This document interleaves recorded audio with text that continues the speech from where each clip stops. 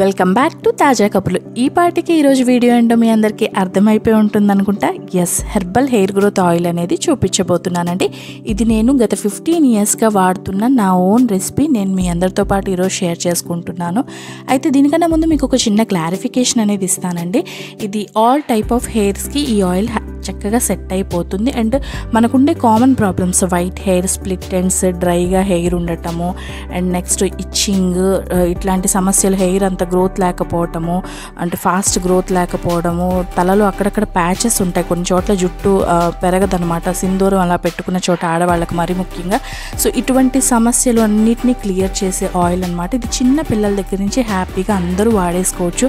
చాలా సేఫ్ కూడా. నేను సేఫ్ వేలోనే మీ అందరికీ చూపిస్తున్నాను. కొన్ని ఇంగ్రీడియంట్స్ ఏంటంటే కాంబినేషన్స్ అందరికీ సెట్ కావు.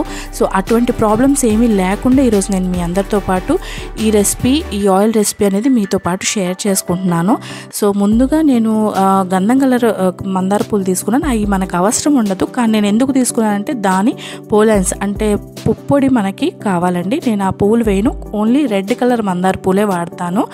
వాటి పోలెన్స్ పుప్పొడి మనకి ఎక్కడెక్కడైతే ప్యాచెస్ ఉంటాయి హెయిర్ అక్కడ రీగ్రోత్ అయ్యేలా చేస్తుంది. దానికి అంత శక్తి ఉంది.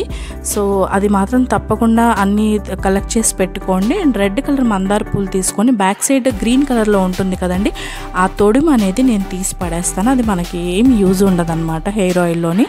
సో తీసి పక్కన పడేసుకొని ఆ రెడ్ కలర్ మందార పూలు, ఆ పుప్పొడిని సేవ్ చేసుకొని ఉంచుకోవాలి హెయిర్ ఆయిల్ చేయడానికి.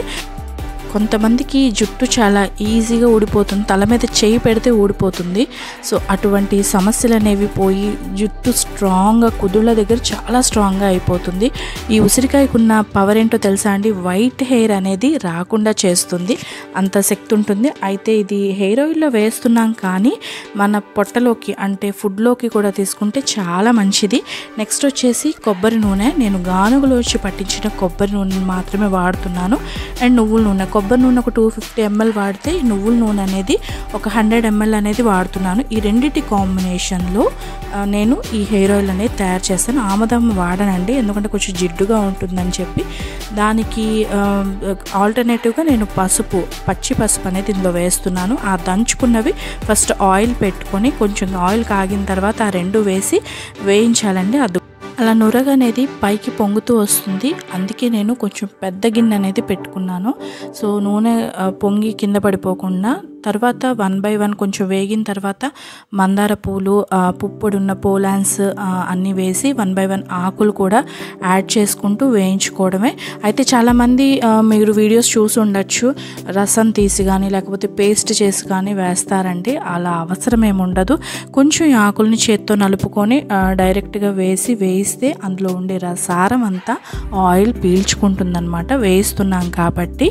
సో సన్నటి సెగ మీదే వేయించాలి. ఇది ఎక్కువగా మంట పెట్టేయకూడదు, చిన్న మంట మీదే వేయిస్తూ ఉండాలి. నేను బయట ఎన్విరాన్మెంట్ బాగుంది, ఆ రోజు క్లైమేట్ కూల్గా ఉందని చెప్పి నేను బయట అరేంజ్ చేసుకున్నాను. ఇదిగోండి ఆనియన్ సీడ్స్ అండ్ మెంతులు. ఇంకా లాస్ట్లో దింపేస్తున్నాం అనే ముందు జస్ట్ వేగిన తర్వాత వేసుకొని ఒక్కసారి తిప్పేసుకొని ఆపేస్తే సరిపోతుందండి. సో నేను క్లోజ్ అనేది చేసేసాను. అది ఎక్కువసేపు వేగకూడదు. తర్వాత కొంచెం కూల్ అయిన తర్వాత నేను స్ట్రెయిన్ చేసుకున్నాను. స్ట్రెయిన్ చేసుకున్న దాన్ని ఒక గాజు సీసా తీసుకొని ఇప్పుడు సన్నగా కట్ చేసుకొని వట్టి వేర్లు అనేవి అందులోకి ఫిల్ చేస్తానండి. ఆ గాజు బాటిల్లోకి ఫిల్ చేసి అందులోకి నేను వడకట్టుకున్న ఆయిల్ ఏదైతే ఉందో పూర్తిగా కూల్ డౌన్ అయిన తర్వాత ఆయిల్ని కూడా యాడ్ చేస్తాను. చూడండి, ఫస్ట్ ఆ బాటిల్లోకి నింపేసుకున్నాను. ఆయిల్ని కూడా యాడ్ చేసి వెంటనే యూజ్ చేయనండి. ఒక 4-5 days అలా వదిలేస్తాను, ఎందుకంటే వట్టి వేర్లకి కూలింగ్ ఎఫెక్ట్ అనేది చాలా ఎక్కువ ఉంటుంది. సో ఆయిల్కి అది బాగా పడుతుంది. అండ్ మెడిసినల్ వాల్యూస్ కూడా ఆయిల్లో వచ్చి చేరతాయి. ఇది నూనెలో వేసి వేయించకండి.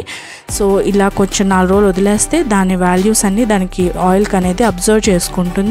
4 days తర్వాత నుంచి మనం ఇంకా వాడుకోవడం స్టార్ట్ చేయొచ్చు. నైట్ మనం ఫుల్గా అప్లై చేసుకొని వీక్లీ థ్రైస్ కానీ ట్వైస్ కానీ అలా అప్లై చేసేసుకొని మార్నింగ్కి హెడ్ బాత్ చేస్తే సాఫ్ట్గా సిల్కీగా కాదంటే హెయిర్ మంచి గ్రోత్ వస్తుంది. అదే మనకి చాలా ఇంపార్టెంట్. మన ప్రాబ్లమ్స్ అన్నీ చిన్న చిన్నగా క్లియర్ అయిపోతాయి అన్నమాట. హెయిర్ మాత్రం సూపర్గా ఉంటుందండి. సో వీడియో మీకు నచ్చిందని ఆశిస్తున్నాను. నచ్చితే ప్లీజ్ తప్పకుండా లైక్ చేసి వెళ్ళండి. అవసరం అనుకున్న వాళ్ళకి షేర్ చేయండి. అండ్ వాడి ఒకసారి మీరు ఎలా ఉందో కమెంట్ చేయండి. నాతో పాటు కొత్తగా ట్రై చేద్దాం అనుకునే వాళ్ళకు కూడా ఒక మంచి మోటివేషన్ అవుతుంది మీ ఒక చిన్న కమెంట్. సో వెళ్ళే ముందు తప్పకుండా సబ్స్క్రైబ్ చేసుకొని బెల్ ఐకాన్ మాత్రం ప్రెస్ చేయడం మర్చిపోవద్దు. మళ్ళీ నెక్స్ట్ ఒక మంచి టాపిక్తో మీ అందరి ముందుకు వస్తాను. అప్పటి వరకు ప్లీజ్ స్టే ట్యూన్ విత్ తాజా కబుర్లు.